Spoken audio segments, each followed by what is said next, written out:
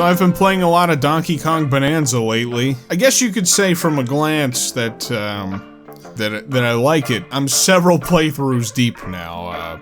Don't talk to me about those issues. I already know them. I guess you could say that all that copium, made me go kinda crazy. Ooh. For as fantastic of a game as this is, and I don't mean to undercut that, because this is seriously one of my new favorite games. It does take a new approach to Donkey Kong that you could probably say is, much easier. Bananza is definitely much more about the sandbox-style exploration and discovery than it is about crafting a tightly designed, tough-as-nails platforming experience like the Donkey Kong Country games. That's not to say that the game doesn't have any challenge, but, you know, the clear intention was to make a game that would appeal to a much broader audience, and so they dialed that difficulty slider way back. And I think it still succeeds at being extremely fun, you know, I love it. However, as a longtime Donkey Kong fan, I crave abuse. Lucky for me, Nintendo said that's okay. See, Donkey Kong has a skill tree in this game, which is, that's a weird thing to think about now, out loud. And it gives you the freedom to decide for yourself how hard it should be. And that's all thanks to the mystical banana. Collect 5 of these bad boys and you get a skill point that you can use however you like. But the funny thing is, bananas aren't a requirement at any point throughout the story. It's up to the player how much you want to explore and collect. It's very open-ended like that. And this made me form a funny little hypothesis that I just needed to test. And that hypothesis is, how difficult would it be to complete Donkey Kong Bananza with no bananas? Is it even possible, you know? Would it satisfy the hunger of these abusive cravings? Well, these are the questions that I'm setting out to answer today. I like playing Bananza, and I like getting my ass beat.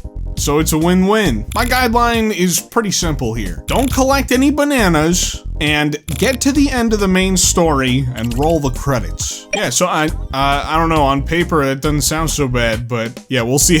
We'll see how this goes. Before we get this show on the road, I have a Patreon, so, you know, if you enjoy what I do, I'd really appreciate any form of support you could offer over there. You know, it could help me to afford to upgrade my setup at some point. 99% of what you see right now is a Google image.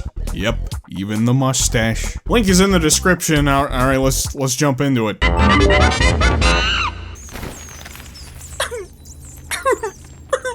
So the adventure started on Ingot Isle, no shit, right? And, you know, it was probably about as easy as you would expect it to be, considering it's the very first level. Did a whole lot of barrel rolling and dodging on bananas, which was the hardest thing for me. Let me tell you, a little piece of my soul disappeared every time I had to skip a banana. Just like Donkey Kong, every time I see a banana, I want it in my mouth.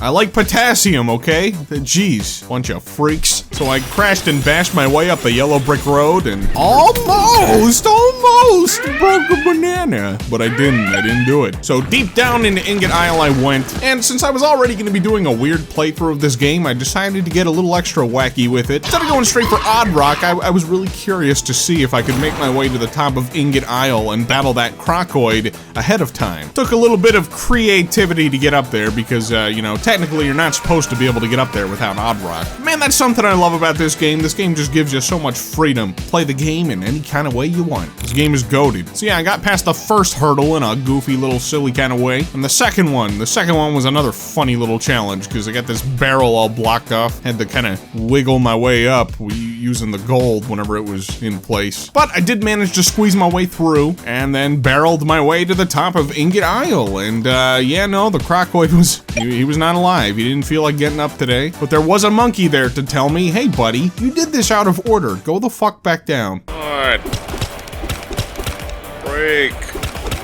So I did a little skydiving without a parachute and pulled a rock out of the dirt. I beat up a bunch of bad guys and became reluctant best friends with him. He's now my dependent, at least I get tax breaks. So then I climbed to the top of Ingot Isle the right way, beat up the crocoid, destroyed the void seal, and then I learned the name of the game. Thank God they spelled it out for me, I was lost. All in all, like I said, Ingot Isle was about as easy as you would expect it to be. I mean, especially considering there aren't even enough bananas here to give you a skill point anyway at this point in the game. But it was was kind of fun playing the level a little bit out of order, just to kind of see how the game would react. It's funny how they prepared for that. They put a monkey at the top to tell you, hey bud, no.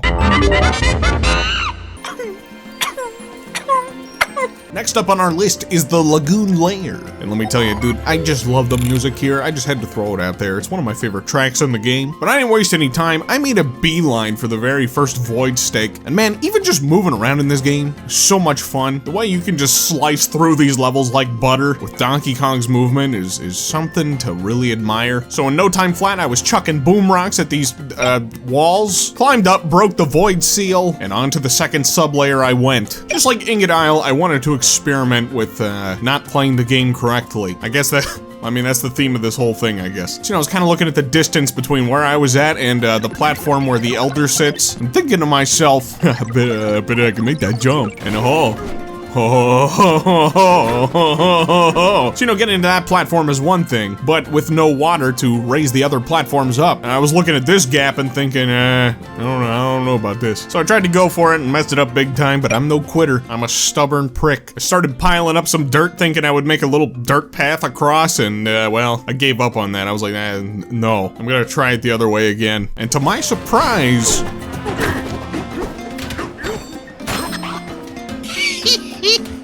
so I visited the Elder and gave birth to a child. Saw a video somewhere on Twitter that somebody managed to like break through the wall here. You know, cheese it. They cheesed their way through by exploiting the game. I had no idea how to make it happen, so it didn't happen. How do people do this shit? So instead, I just quickly bashed and crashed my way through the bunch of Crocoid guys, broke the void seal, and jumped into boss territory. Did another big leap of faith that surprisingly worked out. Man, I love doing that shit. I was on to the Pika Bruiser boss fight that I made short work out of after he almost made short work out of me.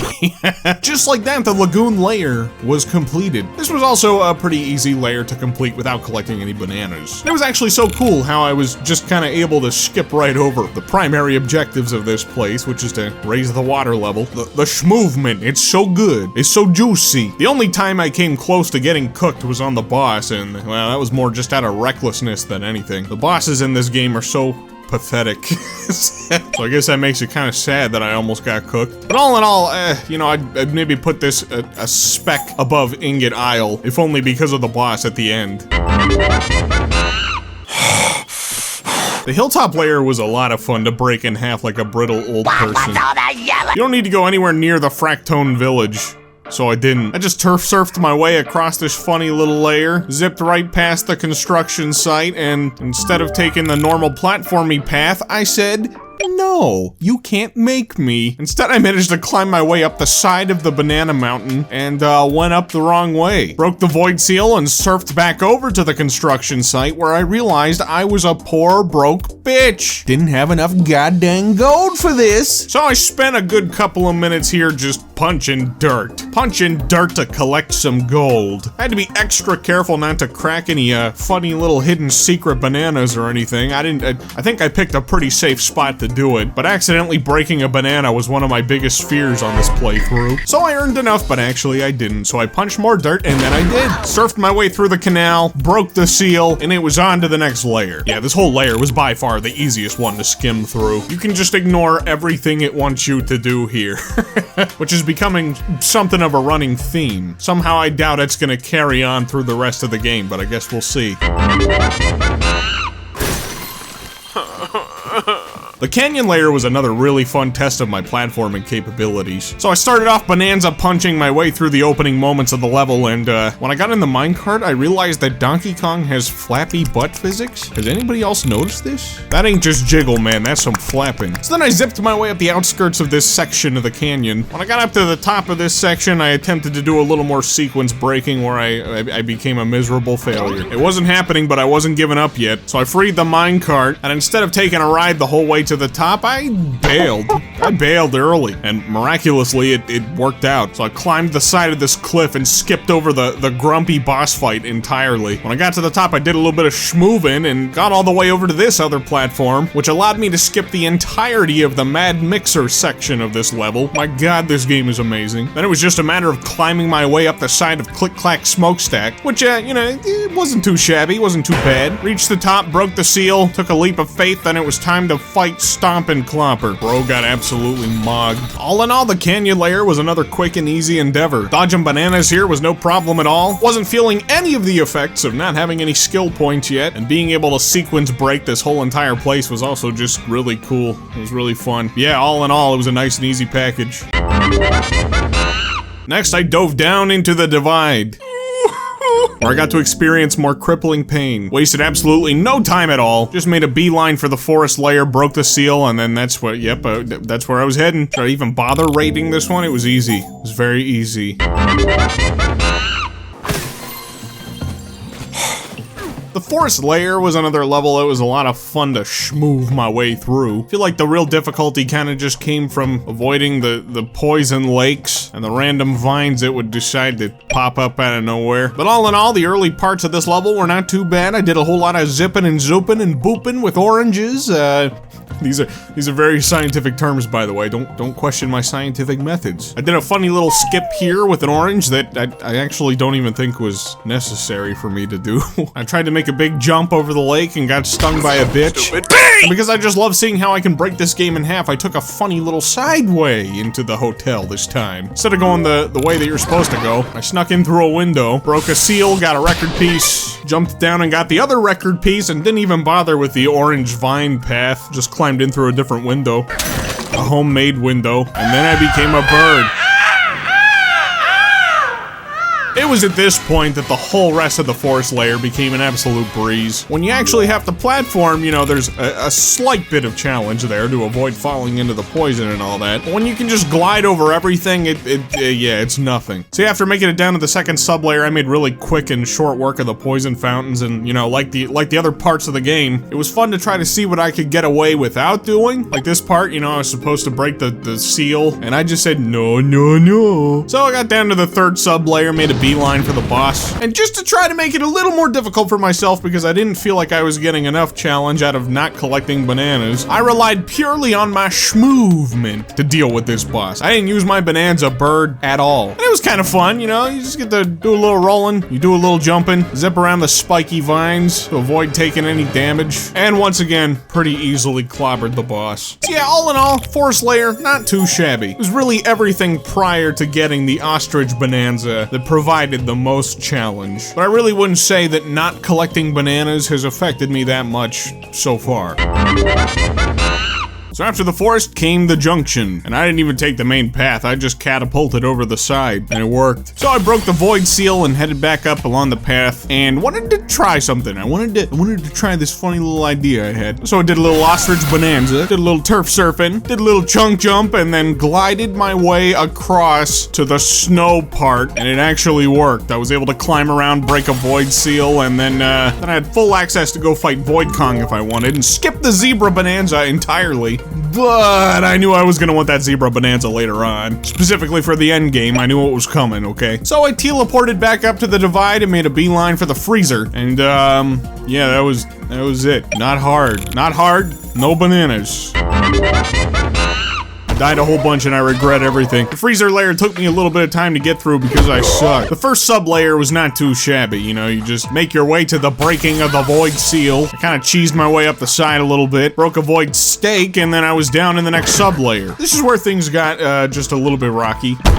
Okay, maybe more than a little bit rocky. I was determined to not play this level the right way, and that definitely came with its issues. I tried to skip my way across the lava as many times as I could. Eventually, though, I did get it right. Then I tried to speedrun getting the record pieces, and that came with its own self-certified death montage. But all in all, it wasn't too bad, and then I became a horsey. Donkey Kong, but a horse guy! With my newfound horsey abilities, I zipped my way up along the paths on the horse-o-matic, where I found Poppy Kong. And clapped her poppy cheeks. Then it was off to the third sub-layer where, you know, I was expecting it to be a lot worse than it was, considering, you know, the lava all over the place and I was getting PTSD at this point. But, you know, I was careful, cool, and calculated. I flew across this gap and just followed the path down to the next boss. Like 95% of the bosses in this game, this guy was pathetic. No struggles to be found here today. So yeah, all in all, I definitely struggled more with the freezer layer than I did with any of the other ones up to this point. I'm reluctant to blame the layer though. It was kind of more of a result of my own ineptitude, my own stubborn desire to skip over as much of it as I could. And because I wasn't more careful, I got bit for it. But there is something to be said about the lava everywhere.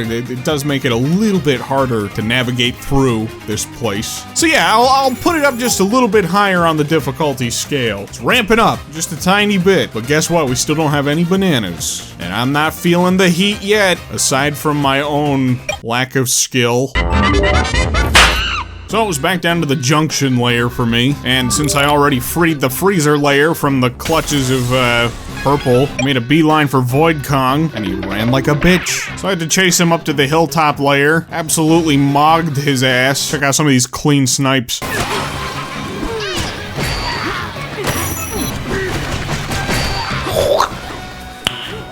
Nice. You know, I decked his ass and he ran like a bitch. GG easy. Chased him to the Lagoon Layer, got another clean shot in, and I started to get a little bit reckless. It was getting a little iffy there for a second. But, you know, after another clean shot, I clobbered his ass, GG easy. He ran like a bitch. So then I headed back to the junction once again, where I initiated the clapping of the void cheeks. Clobbered him, GG easy. Overall, not too bad. But I will say that BoidKong definitely does have some of the trickier boss fights in the game. I mean, the BoidKong encounters are definitely more challenging than most of the bosses in this game. They're fun too, I like them. But yeah, I wasn't quite sweating just yet though. I'd still say I had an easier time handling BoidKong than I did the freezer layer. So, make of that what you will. I want it, but I can't have. I wonder, can I climb the watermelon mountain? I want to climb the watermelon mountain, please just let me up. Oh my. I don't think I'm gonna get to climb the watermelon mountain. Or am I? Oh. Wait.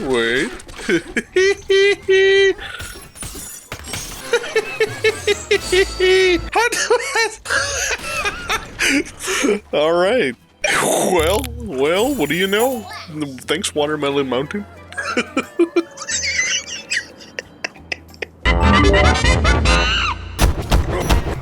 I died a whole bunch again, oops. Okay, the Tempest Layer is definitely where I started to feel the effects of not eating a single banana. It was like all the worst qualities of the Zebra Layer amped up to 11. There's lava everywhere, and it hurts even more than the lava did there, I think. I was taking 2 hearts of damage. And there's also raining lava, and there's also raining lightning. So I got there and worked my way down to the first sub-layer, the Lava Lake Walkway, I think it's called. I know that because I scientifically just read it while I was recording. And then I had to battle the bat. Yeah, battle. I smashed his face. Then I worked my way down into hell to collect more of the record pieces. Honestly, I thought it was gonna be a lot worse than it was, but I kinda just skipped around a whole bunch. I didn't go where it wanted me to go. I did my own thing. I even did a little skip to get over to the second record piece, and then I died. So then I tried it again. And then I died again. One thing's for sure, I got really good at dying in this level. After I finally successfully made my way over to that second record piece, I turf surfed across the lava and barreled my way back to the top, where I caught a case of elephantitis. I very narrowly avoided a hot and spicy death because I slurped it all up. Grabbed the key, slurped some more, and then it was boss time, where I died immediately because I'm an idiot. Round 2 went a lot more smoothly. I knocked him down and punched his face. Then it was off to the third sub-layer, which honestly, it really wasn't like too bad. I walked off a ledge, but that was, well, that was my bad. But dodging the lightning really wasn't too bad at all, and I actually pretty quickly barreled my way through just the whole rest of this until I got back for my third and final rematch with the stupid bat guy. Things got a little bit dicey when my Bananza power ran out, so I kind of had to run around and try to collect gold and wait for it to recharge. Come on. Give me banana. So after a whole song and dance, I finally managed to get it back. And then the rest was history.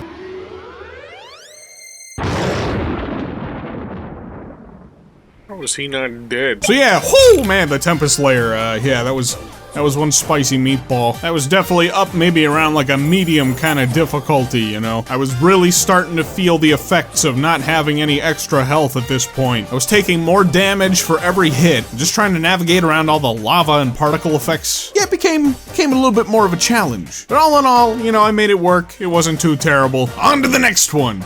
Oh, my ass. The Landfill Layer was kind of a nice little cooldown level after the events of the Tempest Layer. This has got to be up there as one of the easiest in the game as well. I didn't want to take any unnecessary risks of accidentally colliding with some bananas, you know what I mean? Any unnecessary banana collisions. So I just elephantinaled my way down through the entire landfill. It was a safety precaution, you know? This is risky business. But yeah, it totally trivialized the entire expedition. Honestly, once you get the elephant Bananza, it's kind of just what it does to the entire game. It just kind of trivializes everything. But anyway, after slurping up all the dirt, I landed in the Pika Bruiser boss arena, and all in all, I still wouldn't consider this to be a super challenging boss fight. However, there are a lot more of the I don't know, peekaboo guys in this boss fight than the first one, and even though they don't deal a ton of damage, if you're not careful, they can really sap your health because they just kind of leech onto you and suck it down through a straw. Luckily, there were some apples scattered across the arena, so that helped me out a bit because I got dangerously close to death. But yeah, I mean, that was pretty much that. The challenge of the overall layer itself is like almost non-existent, but the boss fight is definitely at least a notch or two above the original fight, if only because I had no bananas and no skills. No skills, so skillless bananas. If I had some more health, probably wouldn't have been cutting it as close, but I did, so it is what it is. All in all though, yeah, not too bad. The Racing Layer. Okay, here, a funny thing about this place, you know, it's kind of just the fan service layer of the game, and so you would probably expect it to be like one of my favorite layers. That's even what I thought would be the case. You get Diddy Kong, get Dixie Kong, you get fun references and nods to other Donkey Kong games with Rambi, and I get the music, Dixie and Dixie's Double Trouble, but to be honest with you, the race here is not that good to me. The controls are just like really stiff. Rambi just isn't quite as nice to control here as I would like for him to be. It's something that I don't ever really hear anybody talking about or acknowledging, so maybe it's just a me problem, but I don't know, like, I wish I liked this place more than I do. But anyway, okay, so having no bananas really had no bearing on the difficulty of this one. Matter of fact, I kind of just like cheesed a shortcut for myself and just, yeah, totally blew Diddy and Dixie out of the water. Absolutely humiliated them at their own game. So yeah, it was a pretty easy race. And you know, it was only after the race that it occurred to me that I might have been able to skip it. I began to wonder after the fact if I could have used my ostrich Bananza to glide across the track and just climb the trophy to the top. Oh well, maybe I'll find out at a later point in this video or something.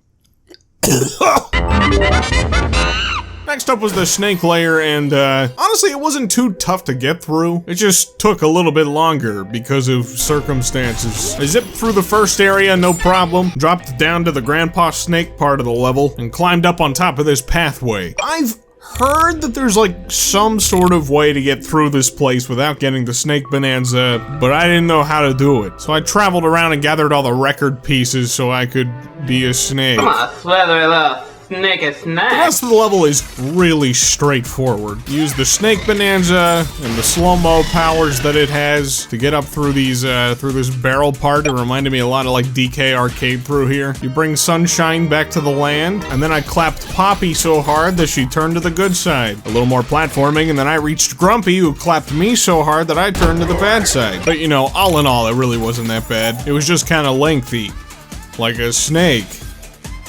All I know is that I woke up in prison. So yeah, the prison escape sequence, quite simply, should have been a breeze. The only obstacles you really need to worry about are these walls that can clamp down on you. But other than that, you're like musical monkey Jesus, bringing music back from the dead. And it was all totally smooth sailing.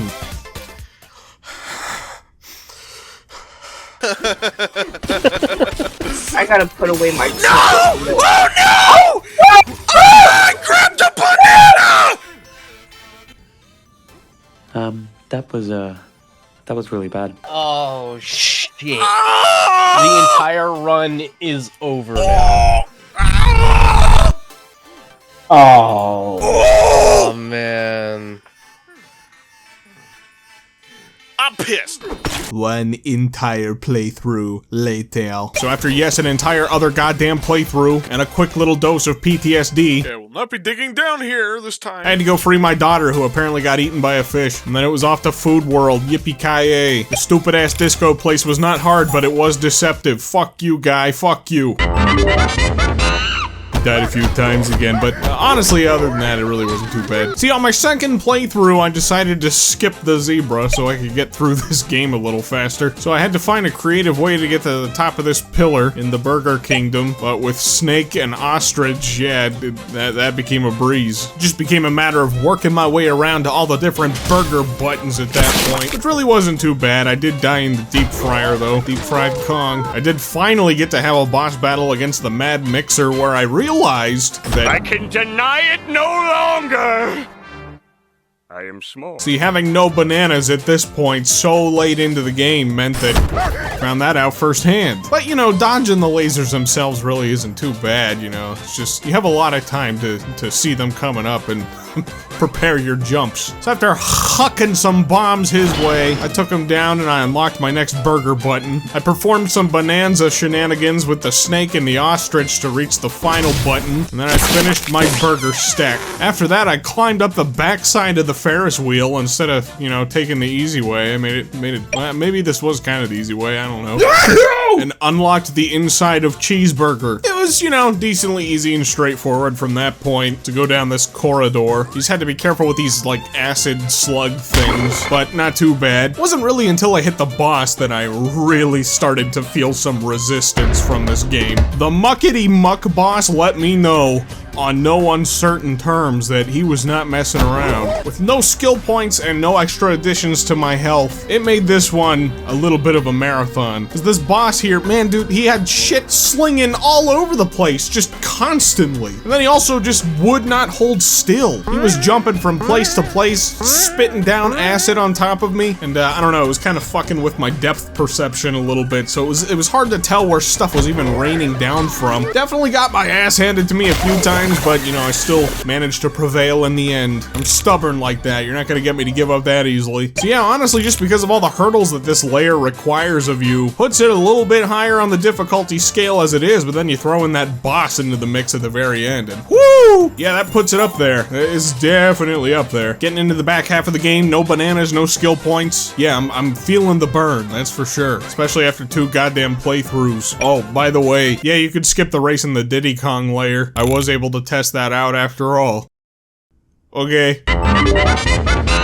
Yeah, by this point in the game, not having any skills was really, testing my platforming prowess. I was really curious how this layer was gonna go, because on my very first playthrough, I had a shit ton of gold. And ordinarily, you talk to these rock guys to be able to, you spend a bunch of your gold, and it makes it a little easier for you to get through this platforming gauntlet. But, since I was breezing through the game, I didn't have much gold, I didn't have bananas, and I sure as shit didn't have skill points, which meant I was gonna have to heavily rely on some quick thinking with my Bananza power-ups. It definitely took me a good couple of tries to make the first jump, the first major jump. I started off using the snake Bananza and transforming into the ostrich, trying to glide my way across, but it required just a little bit more than that. I'm telling you, yeah, it definitely took me a good couple of tries, but eventually I figured out that I had to turf surf into chunk jump into ostrich Bananza, and even then I barely managed to successfully glide my way across the first gap. And at this point, I was on a strict timer, so I had to swap to my snake, bounce real high, and then glide a little bit further across to reach my first checkpoint. So I was looking out over this gap thinking, how the shit am I gonna do this? And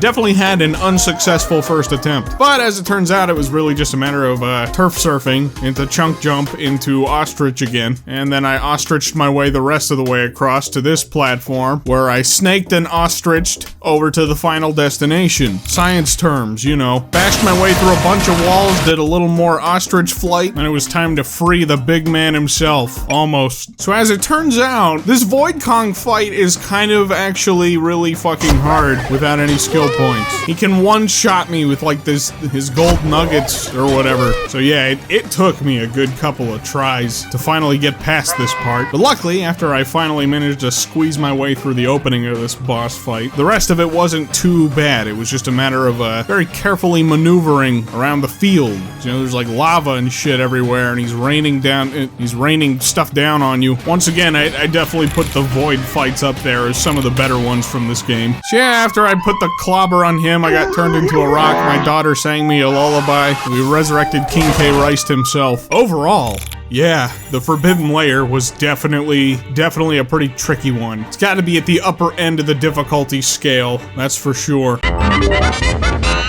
The Kremling Courtyard, oh man, I was looking forward to this one. The Kremling Courtyard is the final stop on this train, as far as you know. And this is one that I was really looking forward to. Not only because it's a big fat fan service kind of layer, in the best way possible, but I also knew that it was going to be the stress test for this entire journey. How difficult was this marathon, this gauntlet going to be with no bananas in my belly, my belly? Well, as it turns out, it was definitely a challenge, but you know, I had worse luck on some of the other layers. So I cracked some Kremlings and headed down to Neki Skyway, where I knew I was gonna face my first set of hurdles. But I didn't even give these guys the chance to one-shot me. I was sniping all of them out of the air with some insane precision accuracy. I should really go back to Call of Duty. I miss that game. Next up was Claptrap Crossing, and you know, once again, not really too bad. I flubbed it up. I did a little flubbery. But you know, it's really just about getting them to bite into the jello and build you a path. It's not too bad. Critter Crevice, also not too bad. Blasted my way through the brambles, and off I went. After zipping my way through the Kremling camp, it's time for a rematch with Stompin' Clomper. What is it? King K Stompin' Clomper? I don't know, something like that. And yeah, there just really wasn't much to this one. Again, I don't know what it is about most of the bosses in this game. They're not that bad. It's something with this team. It's something with this team in general. They come up with these really creative ideas for boss fights, but then they let you take them down just way too easily. They go by way too fast. Some of these I wish went on a little bit longer, you know. But anyway, I'm done bitching about that. I sniped some more birds. Look at this. I just want to let this play out. Look at this. Boo, boo, boo, boo. Maybe I'll hop on Overwatch after this. Then I went bramble skating, zipped around on a boulder across this, you know, fun fact. On my first playthrough through this area, I didn't realize that this was probably the intended way to get through here. So I just used the elephant and sucked up all the brambles. But this was much faster and more efficient for getting through, so it all worked out. The Kremling Coliseum is where I ended up next, and I knew this was going to be a bit of a battle. I bashed my way through each of the waves like pretty easily. It wasn't too bad, and then I goofed. I did a little goofing right at the very end. That's the worst part, you know, when you have a big long thing that you're trying to deal with in a game, and then you mess it up right at the end, and then you have to do it all over again. But is what it is. I made it happen the second time around, so then it was off to the planet core to deal with the big man himself. I got serenaded by my friend. Is that the Howdy World of Gumball theme song or something? I knew K. Rool was gonna be a bitch if I wasn't careful. 3 hearts against this guy? Yeah, but not the best combination. So I had to be extra careful not to get hit because it probably would have been a one-shot. Lucky for me, man, I was locked in. I was locked and loaded. I came into this shit prepared. After some crashing and bashing, I took the big bastard down. And that was that. You know, honestly, I mean, if I'm looking at it objectively, the Kremling Layer probably is a pretty challenging final level of the game, you know? But I don't know, not to brag, not to huff my own fumes or anything, but I didn't have too much trouble getting through this. I expected it to be a lot worse than it was, but it's always a treat to play through with the Kremling Layer. I get to hear those iconic sounds. So I might have been able to finish the game without the zebra. But, you know, I had visions of what was coming up ahead, and I didn't want to mess around with that shit after the day I've had, you know, 2 playthroughs and all. So I went up to the Zebra Layer and made a beeline for the Elder. I got those pieces, which was made much easier with the other Bananza forms this time around. And then I got that Nanzer form. I was a funny little horse guy. I got turned into a funny little horse. Yeehaw. And I didn't even have to finish the layer at this point, so I just, you know, I was done. I was out of there, and it was off to finish the game. This entire playthrough is cursed. So funny story, I dealt with the Copter K Rool, the lead up to his boss fight, and then beat the King of Rot in 1 try, and I didn't record any of it. I got the credits, I got the credit sequence, the ending sequence. Does that count? Look, here's my save file to prove that I did it. No bananas, how about that? I got the 1 star, that means I finished it. The credits were happened. The credits were happened. Science and words. So yeah, thanks for watching, bye-bye! Okay, just because I like you guys so much, you got a handsome face right there, you guy, you. I went ahead and played the entire Climax again after this long-ass day of playing this game twice. I really am insane. So, you know, I got through the iconic fake credits, clobbered my way through, probably my favorite part of the entire game here with the banana pillar shooting up into the planet, shooting up out of the planet. This entire part of the game is gonna live with me for a while. Then it was time for New Donk City, where, you know, I was trying to breeze through it as quickly as possible, and I got pretty darn close to the end. I got bonked, and then suddenly death embraced me with open arms. Yeah, after the second time around, I ran up the path with the zebra. This is why I got the zebra again. I saw a speed run. I know it's possible. I just didn't want to deal with it after this day I had, and I was locked in, man. This K. Rool fight is definitely a tricky one. Very fittingly, might I add. I am so thrilled that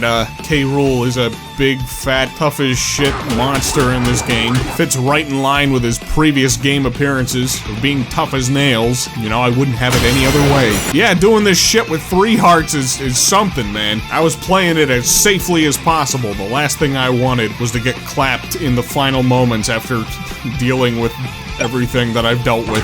And thankfully, oh thank God, I clobbered him again for the 2nd time in 1 sitting, and the day was saved. Check it out, no bananas. Whew! Yeah, this final stretch of the game, that's definitely up there. That's up there on the hardness scale. Really, the only reason I got through it as well as I did is because I knew what was coming. I was prepared, man. Yep, so just like that, my no banana run of Donkey Kong Bananza was completed. All in all, it was definitely a fun challenge, and I am glad that I went ahead and decided to try to play through the game this way. Gave me some more time with Bananza, which I'm just obsessed with. This game is so good, man. But it also allowed me to further appreciate just how much freedom this game offers to the player. Nintendo really cooked with this one. And yeah, you know, playing through it with no bananas, I guess, I don't know, it kind of felt like a new game plus in a sense, I guess. I definitely recommend it if you're looking for a fun little shake-up to your Bananza experience once you're finished with the main game. I